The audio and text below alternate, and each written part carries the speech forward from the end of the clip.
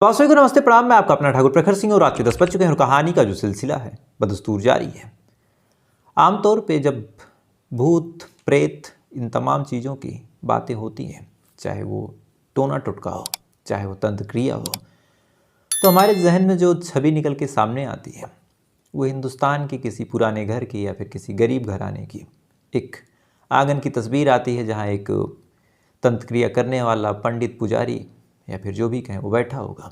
तमाम गरीब महिलाएं उसको घेरे बैठी होंगी। जो पंडित होगा वो उन लोगों को एक तरह से बता दिया रहेगा कि तुम्हारे घर में कोई भूत है, कोई प्रेत है। अज्ञानता और कम पढ़ी लिखी होने की वजह से पूरा परिवार उस तांत्रिक की बातों में आता है। आने के बाद तमाम तरह की क्रियाएं होती हैं, ठीक ठाक पैसे वहाँ से वसूले जाते हैं, उसके बाद 9-11 हो जाता है।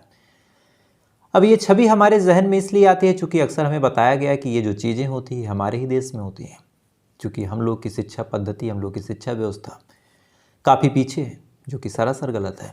कई मामलों में हम विदेशी मुल्कों से बहुत आगे हैं, लेकिन ये चीज़ हमारे दिमाग में भर दी गई। इसलिए ऐसी चीज़ें जब हमारे जहन में आती हैं तो हिंदुस्तान की ही छवि आती है, क्योंकि हमारी नज़र में जो विदेशी मुल्क हैं वो बेहद पढ़े लिखे हैं, बेहद टैलेंटेड हैं, वो हमेशा साइंस के हिसाब से चलते हैं। लेकिन इन तमाम चीज़ों के बावजूद जो चीज़ें हमारे जहन में भरी गई, इनके बावजूद कई ऐसी खबरें विदेशी मुल्कों से भी आ जाती हैं, जिसे सुनने के बाद, जिसे जानने के बाद हमें यही लगता है कि चाहे हमारा देश हो चाहे विदेश हो, हर जगह लगभग ऐसे ही लोग हैं। 100, 200, 500 में से एक आदमी ऐसा होता है जो टोने टुटके भूत प्रेत इन तमाम चीज़ों में भरोसा रखता है, भले ही वो अपने धर्म और अपने उस पद्धति के हिसाब से रखे, अपने कल्चर के हिसाब से उन चीज़ों को परफॉर्म करे। लेकिन काला जादू, ब्लैक मैजिक, तंत्र मंत्र, ये तमाम चीज़ें दुनिया के हर एक कोने में हैं। अपने अपने हिसाब से लोग करते हैं। कई चीज़ें छप जाती हैं, कई चीज़ें छुप जाती हैं। और ऐसी ही एक कहानी अभी हाल में ही निकल के सामने आई है पोलैंड से। कहानी एक 27 साल की लड़की की है।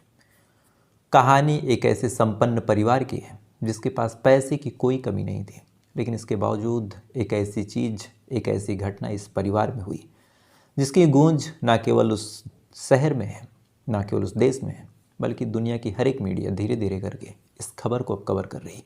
तो पूरी कहानी क्या है, सिलसिलेवार तरीके से आपके सामने हाजिर है। पोलैंड एक बेहद मशहूर मुल्क, अक्सर हमारे इतिहास की किताबों में पोलैंड का जिक्र होता है। कई सारी चीज़ें पोलैंड की फेमस भी हैं। इसी पोलैंड में एक शहर है ऑस्ट्रोडा, और इसी ऑस्ट्रोडा शहर में एक बेहद रिहायशी इलाका है। वहाँ पे तमाम बड़े बड़े लोग बड़े बड़े कोठियों में, वहाँ के बड़े बड़े बिजनेसमैन, डॉक्टर, एडवोकेट, ब्यूरोक्रेट्स, ये तमाम लोग इसी ऑस्ट्रोडा के उसी इलाके में रहा करते हैं। वहाँ पे जिनके भी घर थे उनके पास पैसे की, सुख सुविधाओं की कोई कमी नहीं थी। अब ज़्यादातर लोग पैसे वाले थे, इस वजह से आसपास के तमाम लोग उस इलाके की भी एक तरह से रिस्पेक्ट करते थे। कोई फ़ोन हो, कोई चीज़ हो तो बड़ी गंभीरता से लेते थे। और इसी इलाके में एक बड़े से घर में एक परिवार रहा करता था। करोड़पति थे ये लोग। परिवार में एक 57 साल के मुखिया, उनकी एक 47 साल की बीवी और एक 27 साल की बेटी जिसका नाम था क्लाउडिया। टोटल 3 लोग ठीक ठाक तरीके से रहा करते हैं, पैसे की कोई कमी नहीं थी। जो घर के मुखिया थे उनका एक रूटीन था कि सुबह उठने के बाद वो मॉर्निंग वॉक पे निकलते और आसपास के मोहल्ले के जितने लोग थे सबसे मिलते जुलते, फिर आराम से 8-9 बजे तक वापस आते। वापस आने के बाद फिर उनकी जो बीवी थी अक्सर बालकनी में और ठंड के मौसम में बाहर बैठी रहती। बेटी भी घूमने और स्पोर्ट में एक्टिव होने की वजह से बाहर जाती। तो काफ़ी मिलनसार लोग थे, आसपास के तमाम लोग इनको जानते थे, सबसे मिलना जुलना इनका था। तमाम चीज़ें बिल्कुल इनकी ठीक चल रही थी। वक्त धीरे धीरे गुजर रहा था, पूरे परिवार में खुशी का माहौल था। लेकिन इसी दौरान, इसी साल 2024 की बात है, इसी फरवरी महीने में अचानक से जो आसपास के लोग हैं एक अजीब चीज़ नोटिस करते हैं। आमतौर पे ये जो परिवार था वो अक्सर बाहर लोगों से मिलता जुलता रहता था, लेकिन इसी फरवरी महीने में पता नहीं क्या हुआ कि जो परिवार के लोग थे, चाहे वो क्लाउडिया हो, चाहे उसके फादर हो, चाहे उसकी मदर हो, ये लोग अब बाहर नहीं निकल रहे थे। घर में कोई मूवमेंट नहीं, कोई हलचल नहीं। आसपास के लोगों ने जब ये चीज़ नोटिस की तो थोड़ा सा परेशान हुए।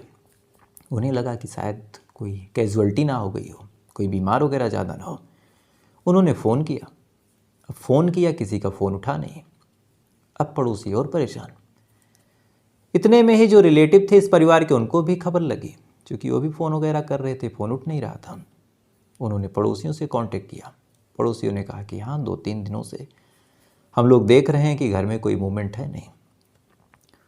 अब ये तमाम चीज़ें जब पड़ोसियों से लेकर रिलेटिव्स ने नोटिस की कि एक हंसता खिलता परिवार जो हमेशा सबसे मिलता जुलता रहता था, अचानक से इस तरह से गायब, न कोई घर में हलचल, न कोई मूवमेंट, न आने जाने की कोई खबर। स्टार्टिंग में लगा कि शायद कहीं गए होंगे, 1-2 दिन में आ जाएंगे, लेकिन इधर 2-3 दिन गुजर गए, कोई आया नहीं। अब आसपास के लोग परेशान होते हैं और परेशान होने के बाद वो घर की तरफ जाते हैं कि शायद घर में कुछ देखें क्या मामला है, और अगर कहीं गए होंगे तो कोई सूचना किसी के पास होगी ज़रूर। अब आसपास के लोग जब घर की तरफ जाते हैं तो एक अजीब चीज़ नोटिस करते हैं। आमतौर पे अगर कोई कहीं जाता है तो घर में लॉक लगा देता है, लेकिन घर के जो दरवाजे थे वो खुले हुए थे। अब घर का दरवाज़ा खुला हुआ, अंदर इन्होंने दाखिला लिया। उसके बाद बुलाते हैं, अंदर से कोई रिस्पॉन्स नहीं। अब आसपास के लोग परेशान। अब उन्हें लगा कि शायद ये मामला थोड़ा सा गंभीर है, और अंदर से उन्हें थोड़ी बहुत बदबू भी आ रही थी। लिहाजा उन्होंने फिर पुलिस को फ़ोन कर दिया। अब जब पुलिस को फ़ोन गया और इन्होंने सारा माजरा बताया, तो चूँकि ये जो मामला था बड़ा रिहायशी था और एक बेहद संपन्न परिवार का मामला था, तो पुलिस भी वहाँ से भागी भागी आती है। आने के बाद घर के अंदर दाखिल होती है, और जैसे ही घर के अंदर दाखिल होती है, दाखिल होने के बाद जब घर को बाकायदा चेक करती है, तो पूरे घर में एक अजीब सी बदबू फैली थी। घर में कोई था नहीं। हर एक कमरे को, हर एक किचन को चेक किया गया, कहीं से कुछ मिला नहीं। धीरे धीरे बदबू जो थी रूम में फैलती जा रही थी। पुलिस वाले भी परेशान कि घर में कुछ है नहीं तो बदबू आ कहाँ से रही। इतनी ही देर में जब उन्होंने बदबू को ध्यान से नोटिस किया कि कहाँ से आ रही, तब उन्हें लगा कि ये जो बदबू है ये वॉशरूम से आ रही। उसके बाद पुलिस वाले जैसे तैसे करके नाक पे रुमाल रख के जब उस वॉशरूम में जाते हैं, तो जाने के बाद उन्होंने जो कुछ देखा, उसे देखने के बाद लगभग लोगों की चीखें निकल गई। अंदर 2 डेड बॉडीज़ पड़ी थी, और एक जो कहावत है कि खून के तालाब में तैर रही थी, तो वास्तव में ये जो लाशें थी खून के तालाब में तैर रही थी। वॉशरूम में एक बाथटब रखा था, उस बाथटब में 2 लाशें थी। बाथटब पूरा खून से लगभग भरा हुआ था और अजीब सी सड़ने की बदबू। अब ये चीज़ जैसे ही पुलिस वाले देखते हैं, देखने के बाद फ़ौरन तमाम लोगों को बाहर भेजते हैं। उस बॉडियों को जल्दी से बाहर निकालते हैं। निकालने के बाद पोस्टमार्टम के लिए भेजते हैं। अब ये खबर जैसे ही आसपास के इलाकों में फैली, आसपास के लोग भी दंग रह गए कि एक इतने रिहायशी इलाके में, इतने वीआईपी इलाके में 2 लोगों की लाशें मिलती हैं। दोनों जो लाशें हैं वो एक बाथटब में पड़ी हुई हैं, बाथटब पूरा खून से भरा हुआ। अब ये तमाम चीज़ पुलिस वाले देखते हैं। उसके बाद बॉडी पोस्टमार्टम के लिए गई। आसपास के तमाम लोगों से जब पूछताछ शुरू हुई, तो आसपास के तमाम लोगों ने बताया कि सर ये जो लाशें हैं वो किसी और की नहीं, घर के मुखिया और उनकी पत्नी की है, जिनकी उम्र लगभग 47 साल और जो मुखिया थे उनकी उम्र लगभग 57 साल। अब पुलिस वालों ने फिर पूछना शुरू किया कि आखिर इस परिवार में और कौन रहता था। आसपास के लोगों ने बताया कि एक बेटी भी थी। अब 2 लाशें मिली हैं, बेटी गायब है। पुलिस वाले परेशान होते हैं, बेटी की तलाश शुरू करते हैं, यानी क्लाउडिया की। अलग अलग जगहों पे जब पेट्रोलिंग करते हैं तो इत्तेफाक से एक दुकान के पास से जो क्लाउडिया है उसके मिलने की खबर आती है। पुलिस वहाँ पे जाती है। जाने के बाद क्लाउडिया को गिरफ्तार करती है। गिरफ्तार करके उसे जब पुलिस स्टेशन लेके जाती है, और जाने के बाद जब उससे बताती है कि तुम्हारे माँ बाप का ऐसा हाल हुआ, तुम्हें कोई जानकारी है, तो क्लाउडिया बेहद शांत मन से कहती है कि उनकी इस हालत की जिम्मेदार मैं ही हूँ, यानी मैंने ही अपने माँ बाप को मारा है। अब ये खबर, ये न्यूज़, चाहे पुलिस वाले हों चाहे आसपास के लोग हों, जिन्होंने भी सुनी वो तमाम लोग दंग रह गए कि आखिर एक बेटी अपने माँ बाप को क्यों मारेगी। उन्होंने पूछा कि क्यों मारा।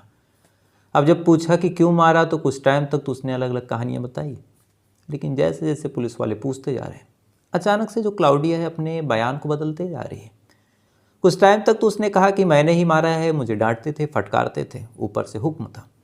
लेकिन अचानक से थोड़ी देर बाद क्लाउडिया कहती कि मैंने कब मारा है और आप लोग मुझे फालतू क्यों फंसा रहे हैं। अब ये चीज़ जब पुलिस वाले देखते हैं, उन्हें भी लगा कि अजीब पागल लड़की है। अभी चंद मिनट पहले ये कह रही थी कि मैंने ही मारा है। हम लोग इत्मीनान से बैठ गए कि चलो सबूत मिल गया, जो कातिल है हमारे सामने, उसने एक बार जुर्म कर दिया। अब अचानक से ये बदल गई, तो आखिर ये माजरा क्या है। लेकिन चूंकि इसने अपना एक बालिग़ जुर्म किया था और वहाँ पे चाहे जितनी पुलिस वालों ने जांच पड़ताल की, चाहे जितनी तफ्तीश की, ना ही वहाँ पे कोई ऐसे स्ट्रगल के निशान मिले, ना ही वहाँ किसी फोर्सफुल एंट्री के निशान मिले, ना ही दरवाजे का कुंडा टूटा, ना ही कोई और चीज़ हुई। तो पुलिस वालों को भी लग गया कि कातिल कोई और नहीं, जो ये लड़की है क्लाउडिया वही है। एक बार इसने एक बालिग़ जुर्म भी किया था। बहरहाल अब पुलिस वालों को लग तो गया, डाउट भी पूरा हो गया, लेकिन अब सिद्ध कैसे करें कि कातिल यही है।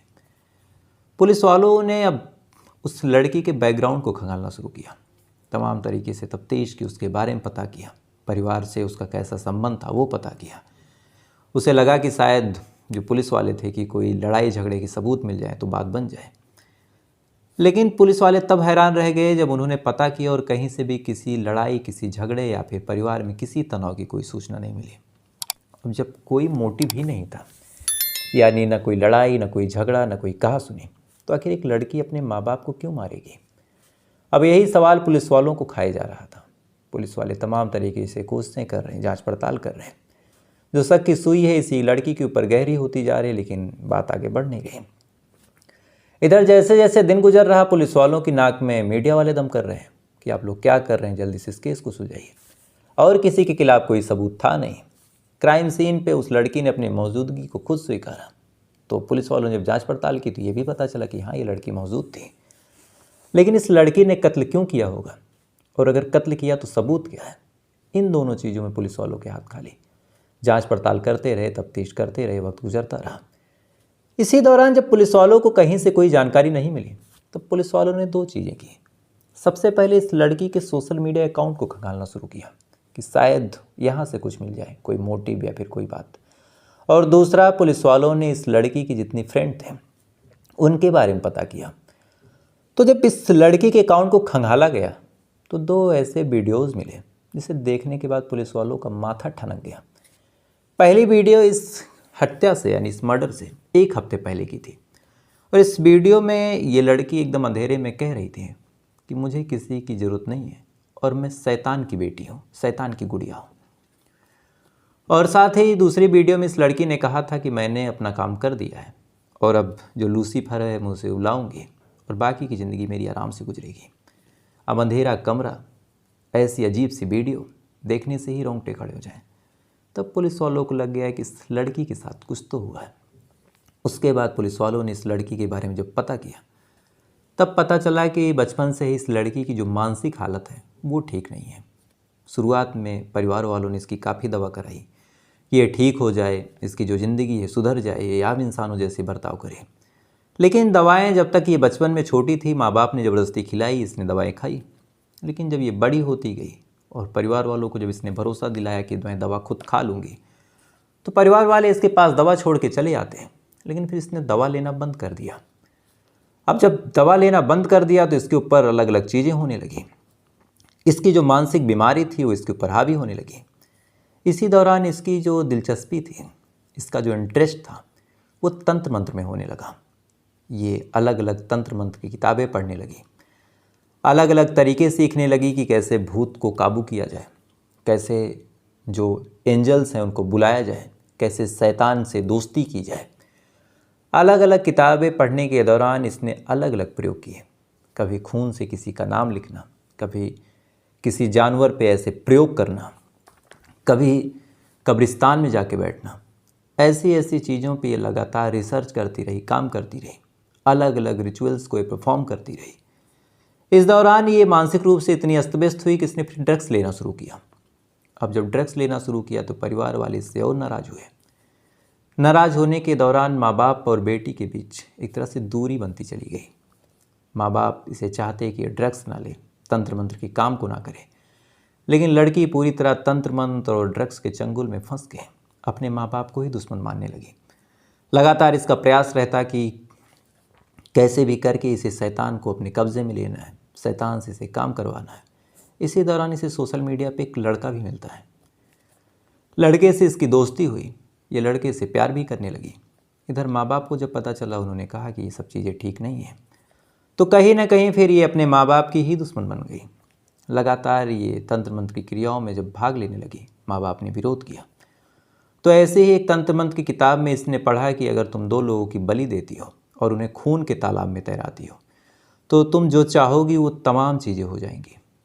अब जब ये चीज़ इसने पढ़ी तो पढ़ने के बाद इसके दिमाग में एक चीज़ आई कि क्यों ना 2 लोग बाहर तलाशें, जो इन 2 लोगों को मारना है वो तो घर में भी हो सकते हैं।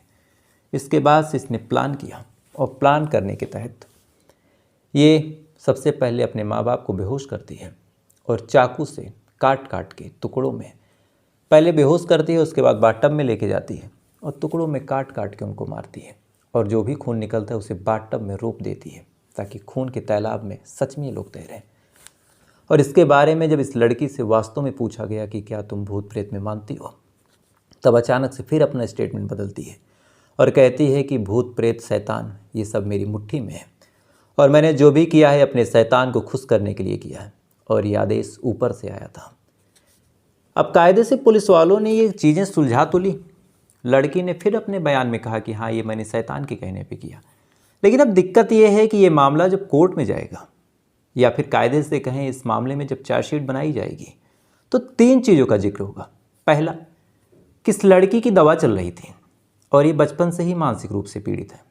दूसरा, ये लड़की तंत्र मंत्र और भूत प्रेत के चक्कर में है, यानी कायदे से कहा जाए कि फिर यहाँ पे मानसिक रोगी पीड़ित हो गई। और तीसरा, ये लड़की ड्रग एडिक्टेड है, यानी हो सकता है इसने जो कुछ किया हो ड्रग के नशे में किया हो। तो ये तीनों चीज़ें शायद काफ़ी होंगी इस लड़की को सज़ा से बचाने के लिए, क्योंकि तीनों में से कोई भी चीज़ अगर इस्टेब्लिश हो गई या फिर ये पागल इस्टेब्लिश हो गई या फिर ये पोजेस्ट इस्टेब्लिश हो गई तो फिर ये लगने लगेगा कोर्ट को कि शायद ये मानसिक रूप से पीड़ित है और एक मानसिक रूप से पीड़ित लड़की को सज़ा मिलेगी नहीं। तो अजीब सी ये कहानी थी, एक लड़की जिसे अपने शैतान को खुश करना था, उसे खुश करने के चक्कर में। और अजीब से आज इत्तेफाक देखिए कि मैं भूत की कहानी सुना रहा हूँ तो लाइटें वाइटें भी बंद होने लगी, शायद कोई आसपास आत्मा उत्मा हो। खैर, तो फिलहाल ये थी पूरी कहानी और उम्मीद है कहानी आपको पसंद आई होगी। और दूसरी लाइट भी ब्लिंक हो रही, तो इससे पहले कि ये बंद हो जाए इस कहानी को यहीं समाप्त करूँगा। तो आपसे कल फिर मुलाकात हुई किसी दूसरी सच्ची कहानी के साथ। तब तक अच्छे रहिएगा, खुश रहिए, अपना ख्याल रखिए, अपने देश का ख्याल रखिए। जय हिंद, वंदे मातरम।